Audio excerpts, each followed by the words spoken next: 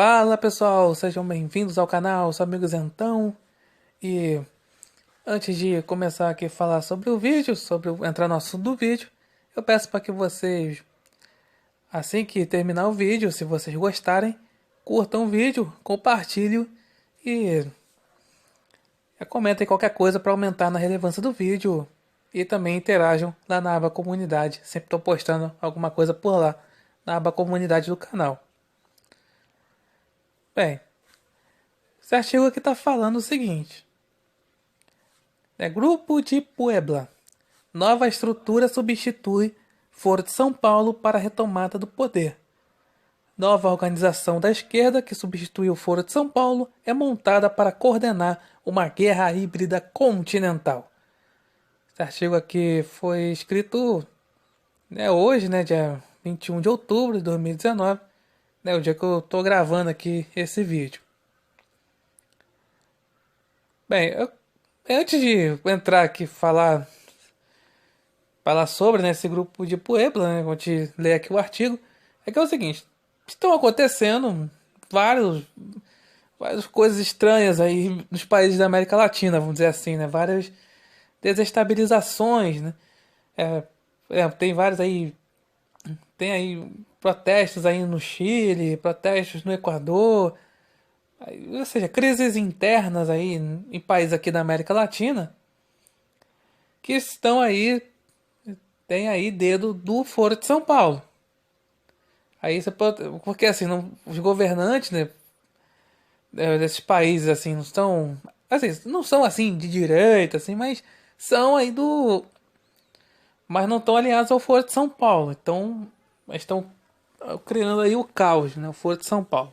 Então, justamente que entra nessa história aqui o tal do grupo de Puebla. Eu vou ler aqui o artigo. Discretamente, 10 dias antes da 25ª reunião do Foro de São Paulo, realizada em Caracas, na cidade de Puebla, no México, foi criada a nova organização que substituiu o carcomido Foro de São Paulo. Criada em 1990 na cidade de São Paulo, para buscar formas de apoiar financeiramente Cuba após o decábito soviético, serviu de base para que a esquerda tomasse o poder na maioria dos países da América Latina, em especial os mais relevantes, como Argentina, Bolívia, Brasil, Chile, Paraguai e Venezuela.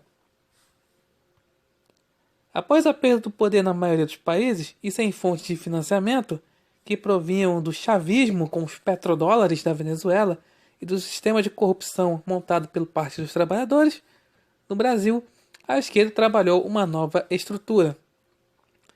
O relatório Otálvora, publicado neste sábado, 19 de outubro de 2019, detalha. De acordo com a sua primeira declaração, o grupo de Puebla pretende construir um projeto comum, aprendendo com nossos erros e recuperando nossa vocação de maiorias e de governo. A escolha do local é icônica, pois marca os 40 anos da terceira Conferência Geral do Episcopado Latino-Americano, 27 de janeiro a 13 de fevereiro de 1979, realizada em Puebla de Los Ángeles, no México. A Conferência de Puebla teve forte influência do cardeal Aloysio Loscheider, arcebispo de Fortaleza e então presidente da CNBB e também presidente do Conselho Episcopal Latino-Americano. A Conferência de Puebla marcou a participação da Igreja Católica na política na América Latina nas próximas décadas. Realizado logo no início do pontificado de João Paulo II, este pouco pôde fazer para bloquear o avanço da teologia da libertação. A teologia da libertação foi banida da Igreja Católica em 1984. Então, olha isso, Aí isso marcou, digamos assim, essa coisa da teologia da libertação está aí sempre aí nos países da América Latina, infiltrando na Igreja Católica dos países da América Latina. E que a teologia da libertação foi muito importante para que a esquerda do Foro de São Paulo tomasse o poder na América Latina. Inclusive no livro Desinformação, de Yom Haipachepa, como eu já tinha falado em outros vídeos, ele cita, o Yom Haipachepa, ele cita, né, Lula, Dilma e Cristina Kirchner como presidentes marxistas que foram eleitos aqui na América Latina graças à teologia da libertação. Então, entre os fundadores do grupo de Puebla, há políticos da América Latina e da Espanha. Muito bem, tá aqui aí no México, né, Cuauhtémoc Cárdenas, na Argentina, Alberto Fernandes, né?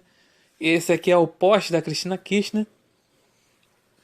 Aí no Chile e tal. Aí aqui no Brasil, Lula, né, Dilma, Haddad e Aloysio Mercadante. Aqui na Colômbia, Paraguai, Fernando Lugo, que foi presidente do Paraguai. Equador, Rafael Correa.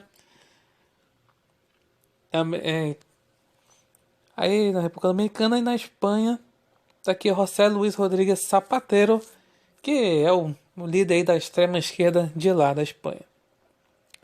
Para o Tálvora, o PT brasileiro, o kirchnerismo argentino, o correísmo equatoriano e os socialistas chilenos são o centro do grupo de Puebla. Aí o pesquisador venezuelano Pedro Uruchuto publicou uma longa thread em sua conta no Twitter que vale a pena ver. Aí publicamos alguns pontos. Vamos lá então. Aqui é a thread dele, né? Ele tá falando aqui. Já ouviu sobre o grupo de Puebla? O que é chamado de protestos sociais tem interesses obscuros por trás. Acabar com o Grupo de Lima, desestabilizar a região. Muito bem, o que é o Grupo de Lima? Então, é um grupo de países aqui da América Latina que reuniram. O Brasil está encabeçado, né? O Brasil, claro, do governo Bolsonaro, está encabeçando esse Grupo de Lima para acabar com as ações do Foro de São Paulo. E aí o Foro de São Paulo, esse grupo de Puebla, quer acabar com esse Grupo de Lima. Reúne líderes progressistas de mais de 10 países da América Latina e da Espanha, com o tema Progressivamente. Entre seus objetivos está a formulação de propostas progressistas baseadas em valores democráticos, Estado de Direito, distribuição de renda, inclusão social, mudanças climáticas, um espaço de coordenação política para gerar mudanças sociais, sem partidos, mas com líderes. Ou seja, todo aquele papo da esquerda, né? Inclusão social, mudanças climáticas, Estado democrático de direito, distribuição de renda, enfim. Reafirmaram sua vocação para o diálogo e pela paz, sendo estas as únicas saídas para a Venezuela. Rechaçam a perseguição contra Lula, entre outros, né? Lula preso político. Narrativa lá. Se pronunciaram contra Duque, que é o presidente da Colômbia, contra Bolsonaro, contra Lenin Moreno, que é o presidente do Equador. Que nome também, Lenin. Tem negado a possível ativação do TIAR, que é o Tratado Interamericano de Assistência Recíproca, no conflito venezuelano. Suas ações vão direto contra o Grupo de Lima e o bloqueio democrático na OEA. Seu fim é exterminar ambos. Então, esse TIAR é o seguinte. Teve lá uma coisa assim para investigar, né, a ligação do governo venezuelano, né, da ditadura de Maduro, com o narcotráfico. Lembrando que é o seguinte, o Maduro, quem está por trás do Maduro é o Diosdado Cabello, né, que é o cara lá, o chefão do cartel de Los Soles, né, que é o cartel ali do narcotráfico venezuelano. É ele que manda ali mesmo na Venezuela. Então, aí o TIAR, esse tratado aí, seria para justamente ali, ia ter os Estados Unidos entrar no meio também. Eles iam investigar essa coisa. E por isso que está uma agitação da galera do Foro de São Paulo, principalmente Venezuela. Então, aí continua aqui, né? Deve referir-se a este grupo e também mencionar o Foro de São Paulo? Muitos percebem como substituição do foro e rejuvenescimento do mesmo para preparar o retorno da esquerda ao poder. Aqui é o grande diferencial do grupo de Puebla. É uma organização que está adaptada para agir em todos os campos, publicamente nas sombras, em especial na mídia. Os recentes conflitos sociais no Equador e no Chile já mostram o perfil traçado para a organização. Lembrando que essas agitações que está tendo lá no Equador e no Chile, eles têm o pretexto, os grupos de esquerda estão protestando sob o pretexto de aumentou ali, no caso do Equador foi gasolina, combustíveis, né? No Chile foi passagem de metrô, né? O que aconteceu aqui no Brasil, né? Em 2013, o movimento Passe Livre, né? Aumentou o número aumentou a passagem, né? Então aí só foi protestar quando na verdade era um grupo de esquerda, né? Então, sobre esses protestos, né, um livro importante para entender o que aconteceu de fato naquela época é o livro Por Trás da Máscara, do Flávio Morgenstern. Então, no Brasil, estão alinhadas as tradicionais publicações da esquerda: Brasil 247, o Diário do Centro do Mundo e Carta Capital, os blogs petistas, entre outros. No exterior, é relevante, o espanhol é o país, o sistema russo de guerra híbrida, baseado no RT e Sputnik. Analistas internacionais têm alertado a Defesa Net que a Rússia não planeja abandonar e menos ainda mudar o status em relação com a Venezuela. Portanto, o grupo de Puebla será uma engrenagem na máquina de desinformação fake news do Kremlin na região. É isso, que o Maduro aí, a ligação do Maduro com a Rússia. Ao mesmo tempo, introduz na região a guerra híbrida, queira ou não, os militares, o Sistema Brasileiro de Inteligência e a catatônica Escola Superior de Guerra.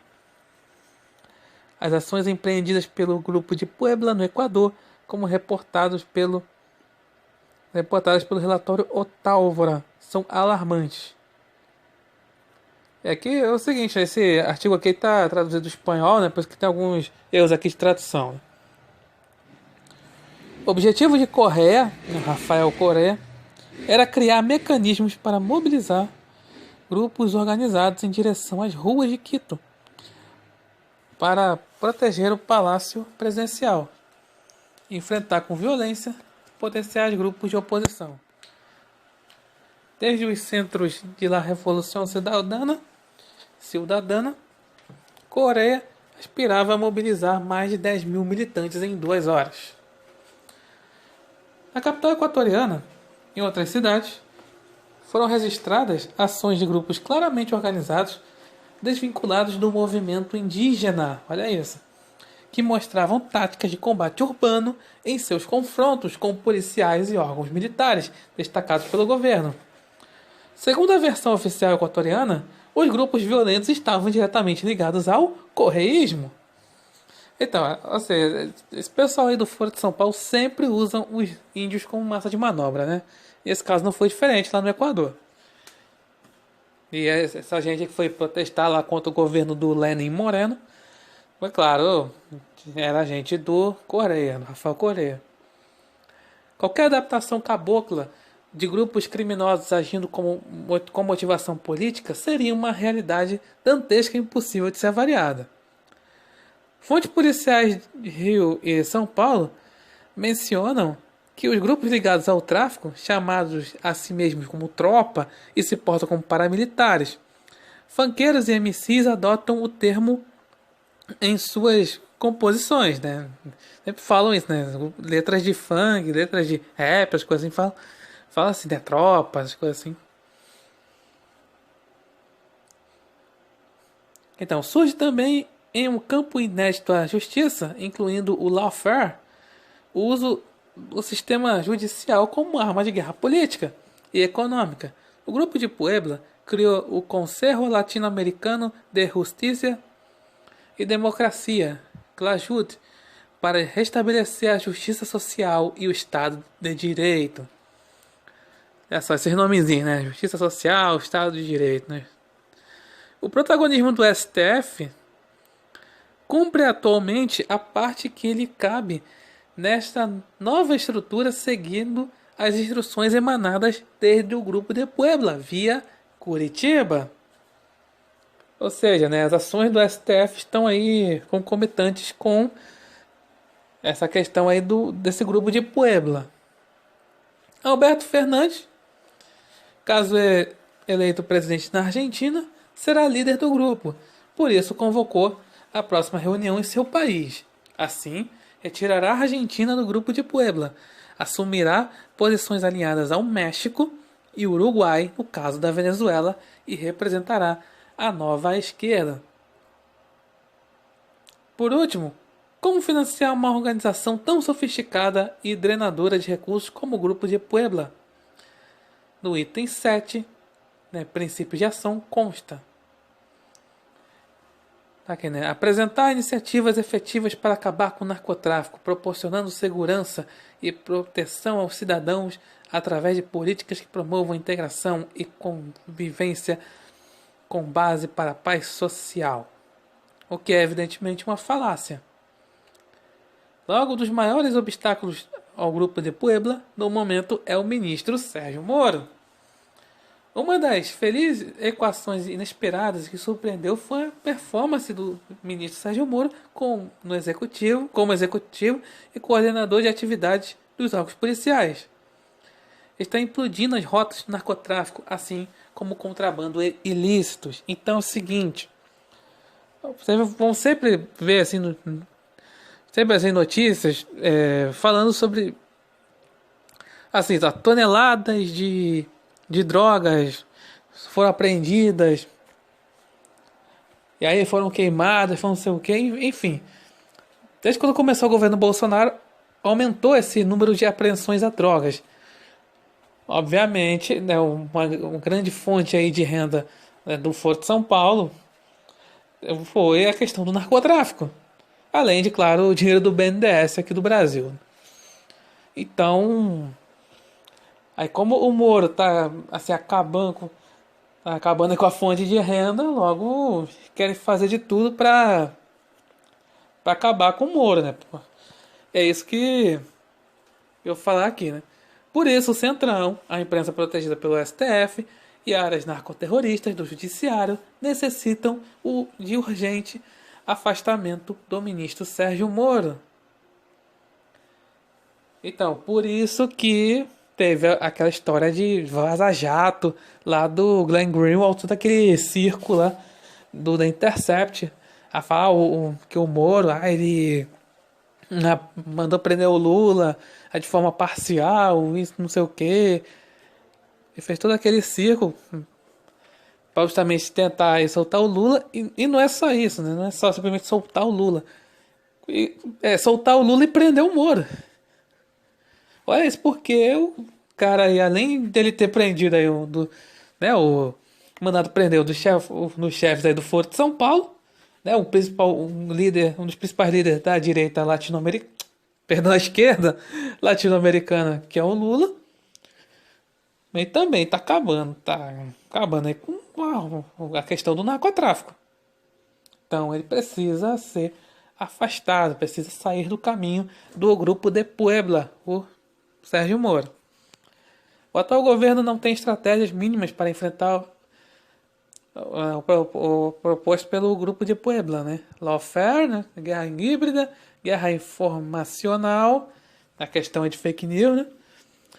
Estão querendo aí falar negócio de CPMI de fake news, né? Estão querendo, a esquerda tá fazendo tudo aí para dizer, o Bolsonaro foi eleito por causa de fake news.